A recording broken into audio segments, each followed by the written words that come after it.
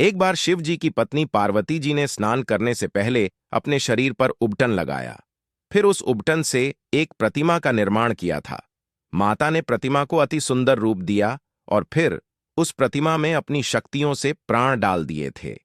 प्रतिमा में प्राण आने के बाद वह प्रतिमा एक बालक के रूप में बन गई थी। यह बालक थे भगवान गणेश जी। माता पार्वती ने गणेश जी को कहा था कि तुम मेरे पुत्र हो और तुम्हें केवल मेरी ही आज्ञा का पालन करना होगा। उसके बाद माता पार्वती स्नान करने के लिए जाने लगी। स्नान गृह में जाने से पहले माता पार्वती ने बालक से कहा कि तुम्हें किसी को भी अंदर आने की अनुमति नहीं देनी है। इसके बाद माता स्नान के लिए चली गई और थोड़ी देर बाद उस स्थान पर भगवान शिव ने प्रस्थान किया। भगवान शिव पार्वती जी के भवन में प्रवेश करने ही जा रहे थे, लेकिन तभी गणेश जी ने माता पार्वती की आज्ञा का पालन करते हुए भगवान शिव जी को रास्ते पर ही रुकने को कहा। भगवान शिव ने कई बार गणेश जी से अंदर प्रवेश करने के लिए आग्रह किया।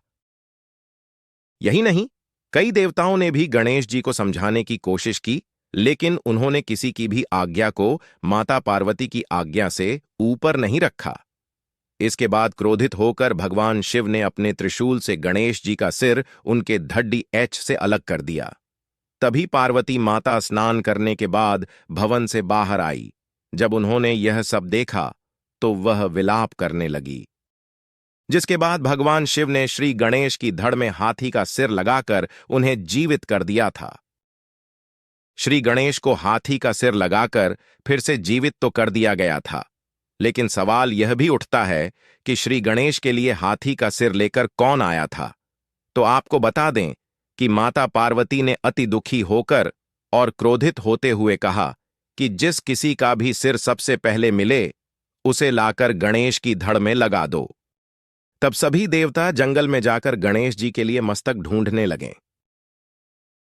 फिर भगवान विष्णु जी ने भद्रा नदी के पास जंगल में जाकर खोज शुरू कर दी और तब उन्हें एक हाथी नजर आया था जिसका सिर विष्णु जी ने उसके धड़ से अलग कर दिया और गणेश जी के लिए ले आए थे।